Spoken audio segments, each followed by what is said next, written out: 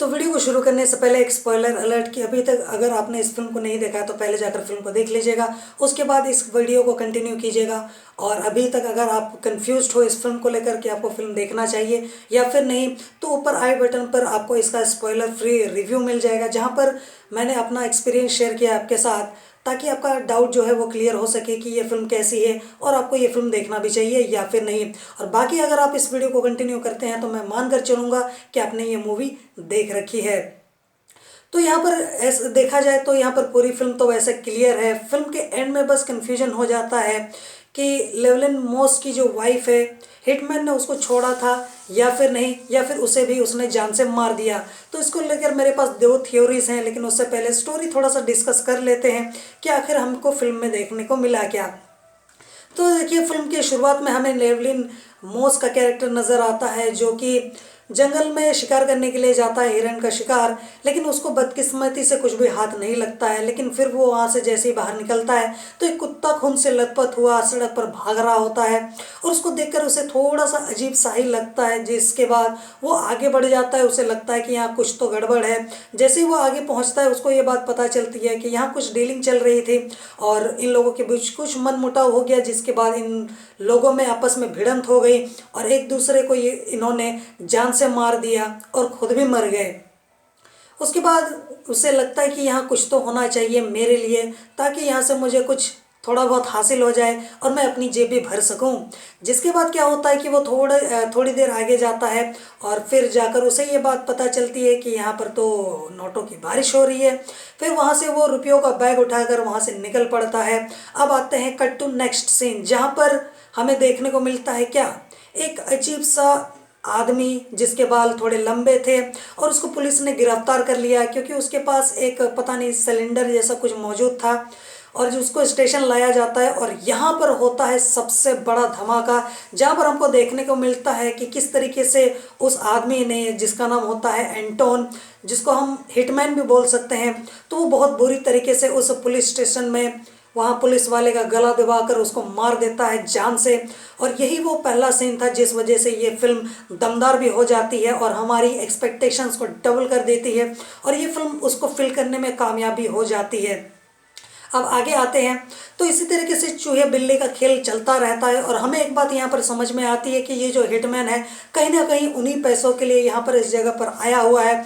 अब चूंकि मौस के ऊपर पैसों का भूत सवार था तो उसे समझ में तो आ गया था कि ये पैसा किसका है, कहाँ से है, लेकिन इसके बावजूद भी वो हार नहीं मानता है। उसकी बीवी भी उसको बहुत ही ज़्यादा समझाती है, लेकिन इसके बाद भी उसको अकल नहीं आती है, क्योंकि अकल पर तो पत्थर पड़ गए थे, दिमाग जो चल रहा था। जिसके बाद वो किसी की सुनता नहीं है, अपने मन की करता है, और वो प्लानिंग बनाता है, बहुत ही ज़्यादा टाइट प्लानिंग, कि वो अपनी वाइफ को, अपनी फैमिली को किसी दूसरे जगह भेज देगा और पैसों को भी वहाँ पर ट्रांसफ़र कर देगा, और किसी भी तरीके से खुद को बचते बचाते वहाँ से निकल जाएगा। और उसके बाद ना ही हिटमैन उसको पकड़ पाएगा और ना ही कोई दूसरे लोग, मतलब गैंगस्टर वगैरह। लेकिन इसी तरीके से जब चूहे बिल्ली का खेल चलता रहता है अलग अलग जगहों पर, वो हिटमैन को चकमा देता रहता है, चाहे होटल की बात हो चाहे दूसरी जगहों की बात हो, लेकिन हर बार कहीं ना कहीं उनका भिड़ंत हो जाता है, कहीं ना कहीं खून खराबा भी हमें इस फिल्म में देखने को मिल जाता है। जहाँ पर जो मौस है उसकी हालत बहुत ही ज़्यादा ख़राब हो जाती है, उसको जगह जगह पर चोटें लग जाती हैं। हाँ, चोट तो हिटमैन को भी लगी थी, पर उसको तो आदत थी, फ़र्क नहीं पड़ता। लेकिन यहाँ अपने लेवलिन मॉस की हालत तो बहुत ही ज़्यादा ख़राब थी, लेकिन इसके बाद भी वो हार नहीं मानता है। उसे लगता है कि वो बहुत ज़्यादा समझदार है, उसके पास बहुत ही तगड़ा ब्रेन पावर है, लेकिन वो ये बात भूल गया था कि जिसके साथ वो कंपटीशन खेल रहा है वो उसका भी बाप है इस मामले में। और बहुत ज़्यादा जद्दोजहद करने के बाद, पैसों को इधर उधर करने के बाद, फाइनली उसे बात ये समझ में आ जाती है कि अब वो कुछ नहीं कर सकता, अब उससे कुछ भी मुमकिन नहीं है। और फाइनली वो वही दिमाग लगाता है जो कि उसको नहीं लगाना चाहिए था। हिटमैन से जब वो बात करता है तो हिटमैन उसको समझाता है कि पैसों का बैग मुझे दे दो और उसके बाद मैं तुम्हें ज़िंदा छोड़ दूंगा, मैं तुम्हें कुछ नहीं करूँगा, वरना मैं तुम्हारी बीवी को मार दूंगा। वो उसको बार बार वार्निंग देता है, लेकिन वो उसको लेता है मजाक में, क्योंकि हमें एक सीन में देखने को मिला था जहाँ पर नोटों की गड्डी के अंदर हमें ट्रैकर भी देखने को मिलता है, जो कि कोई एक्सपेक्ट भी नहीं कर सकता था कि इस नोट की गड्डी में कोई ट्रैकर रखेगा, और वो ट्रैकर था हिटमैन का। तो इस बात से इससे तो साफ क्लियर हो जाता है कि वो पैसा हिटमैन का था। और यहाँ सोचिए कि इससे ये बात पता चलती है कि वो हिटमैन कितना ज़्यादा इंटेलिजेंट है। दूसरी बात, वो किस तरीके से उस आदमी को किसी भी हाल में यानी कि लेवलिन मॉस को ढूंढ ही ले रहा था, फिर भी उसको अकल नहीं आ रही थी, जिसके बाद वो किसी तरीके से उसको ढूंढ लेता है यानी कि लेवलिन को, और उसके बाद उसको जान से मार देता है और फाइनली वो पहुंच जाता है उसकी बीवी के पास। अब यहाँ पर एक सवाल उठता है कि क्या लेवलिन मॉस की बीवी को उसने ज़िंदा छोड़ भी दिया था या फिर नहीं। तो मैं आपको बताना चाहूँगा कि मेरे पास यहाँ पर दो थ्योरीज है जो कि ऑलरेडी मैंने आपको बता रखा है। तो पहली थ्योरी के हिसाब से तो लगता है कि उसने उसको छोड़ दिया होगा। क्यों?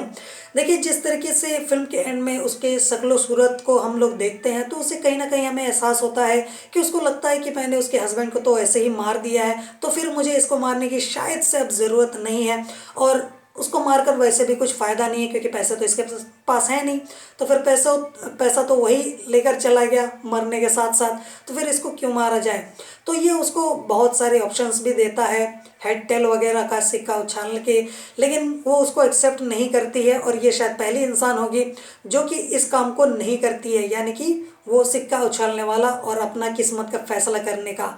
तो मुझे लगता है कि इस वजह से शायद उसका मन बदल गया हो और उसने इसको छोड़ दिया हो।